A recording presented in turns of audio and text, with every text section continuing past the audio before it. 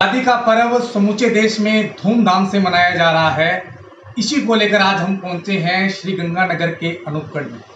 किस प्रकार की तैयारियां हैं, किस प्रकार की व्यवस्था है, इसी को लेकर हमारे साथ मौजूद हैं नगर पालिका चेयरमैन प्रियंका बेलान जी।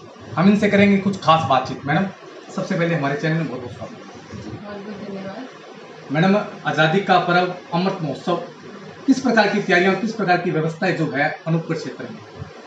जी, मैं सर्वप्रथम तो सबको बहुत बहुत शुभकामनाएं देना चाहूँगी कि हमारे आज़ादी के 75 वर्ष पूर्ण हो रहे हैं और इस बार के अमृत महोत्सव में एक अलग ही जोश है, एक अलग ही खुशी है, क्योंकि हर घर को तिरंगा में कराने का जो अभियान है उसमें हर बच्चा, हर बूढ़ा बड़े ही चाव से, बड़े ही जोश से भाग ले रहा है। कल शाम को अनूपगढ़ के सभी नगरवासियों ने मिलकर एक बहुत ही शानदार और जानदार तिरंगा रैली निकाली, जिसमें आप अगर देखते तो 3-4 साल के बच्चे भी हैं और 75 वर्ष के हमारे बुजुर्ग भी हैं। तो एक बहुत ही शानदार रैली निकली और मैं ये कहना चाहूँगी आपके चैनल के माध्यम से कि हमें भारत सरकार ने हमारे तिरंगा, जो कि हमारी आन बान शान है, उसको हमें हमारे दिल के और करीब लाने के लिए जो शिथिलताएं दी हैं उनको हमें यूज़ तो करना ही है, लेकिन तिरंगे की शान में एक सूत की भी, 1 इंच की भी कमी ना रहे, इसका भी ध्यान रखना है। हम हमारे घरों में तिरंगा लगाएंगे 13, 14, 15 अगस्त, ये 3 दिन हम हमारे घर में, हमारे कार्यालय में, आज हम भी नगर पालिका के कार्यालय में लगाएंगे क्योंकि आज 13 अगस्त है और हर प्रत्येक घर में भी लगवाने का कार्यक्रम है।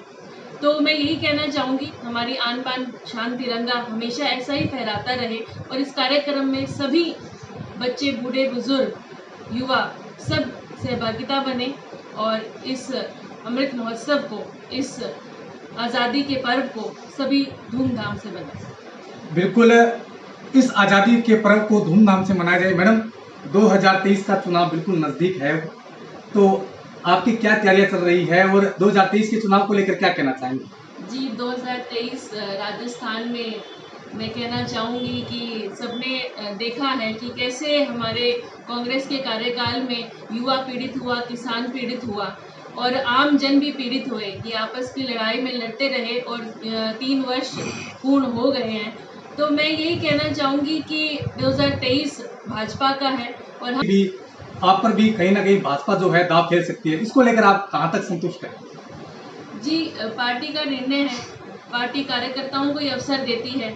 मुझे 2013 में पार्टी ने अवसर दिया भी और कुछ कारणवश रहा और अब मैं पार्टी की तरफ से यहाँ की नगर पालिका की अध्यक्ष हूँ। यह भी पार्टी का अवसर ही है, तो कार्यकर्ताओं को अवश्य मौका मिलता है। ये पार्टी का निर्णय है, जिस भी कार्यकर्ता को मिले कमल का फूल हमें अनूपगढ़ में अवश्य हम खिलाएंगे।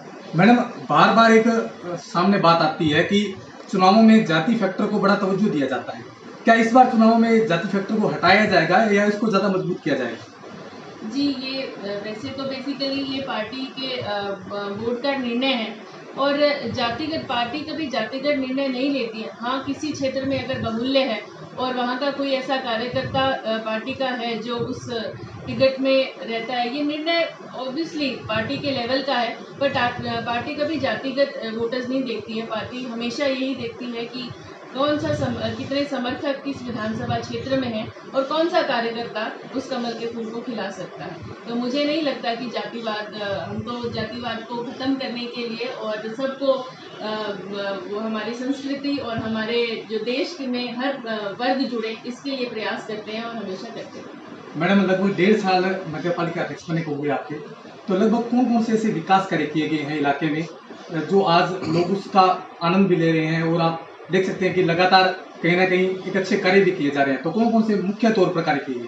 देखिए, मुख्य तौर पे तो अब की बार सर्वप्रथम तो मैं यही कहना चाहूँगी कि हमारा फोकस, क्योंकि बारिश बहुत अच्छी रही और पिछले वर्ष हम इतना ग्रीनरी पर फोकस नहीं कर पाए, तो हमने इस प्री मानसून से ही हमने अनूपगढ़ को हरा करने के लिए प्रयास किया। हमारा जो अब्दुल कलाम स्टेडियम है, अब की बार और पिछली बार का आप 15 अगस्त देखिएगा और वो अलग ही दिखेगा, क्योंकि हमने प्लांटेशन की शुरुआत ही वहीं से करी और कई जगहों पर, चाहे हमारा कोर्ट परिसर हो, चाहे हमारी मुख्य सड़कें हों, चाहे आप हमारे मंदिर और विद्यालय देखें, तो हमने हर जगह ग्रीनरी का फोकस किया और एक बड़े स्केल पर हमने प्लांटेशन करवाई है। और मुख्यतः जो नगर पालिका का काम रहता है, सड़क निर्माण है, नाली निर्माण है, स्वच्छता है, ये हमारा फोकस है और निर्माण कार्य लगातार चलते रहे हैं।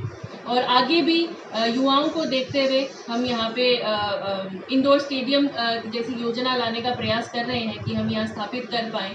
और मुख्य जो हमारा प्रेम नगर है, प्रेम नगर को, जो कि एक ऐसा अनूपगढ़ का हिस्सा है जहाँ पे हमारे हिस्से जैसा वो दिखे, और उसके लिए हमने काफ़ी सड़कों के निर्माण और स्वच्छता को लेकर और नालियों को लेकर वहाँ कार्य किए भी हैं और ये कार्य चल रहे हैं। और जो वहाँ की पुरानी एक 12 साल पुरानी जो पानी की समस्या थी, उसके निराकरण के लिए भी हमने काफ़ी एक अच्छा बजट नगर पालिका से लगाया है, जो कि कुछ 1-2 महीनों में कंप्लीट होकर उनको पूर्ण पानी की व्यवस्था हर वार्ड में, प्रेम नगर के हर वार्ड में मिल पाए, इसके लिए हमने एक बेहतरीन प्रयास किया। लगभग 3 और 3.5 साल का कार्यकाल बाकी है। अनूपगढ़ वासियों को क्या बड़ी सौगात जो है आपके द्वारा दी जाएगी, और सबसे बड़ी धन्यवाद के पात्र आप इस बात के हैं कि पत्रकारों को लंबे समय से जो मांग चल रही थी पट्टा वितरण की, वो आपके द्वारा दी गई, उसके लिए क्या कहना चाहेंगे?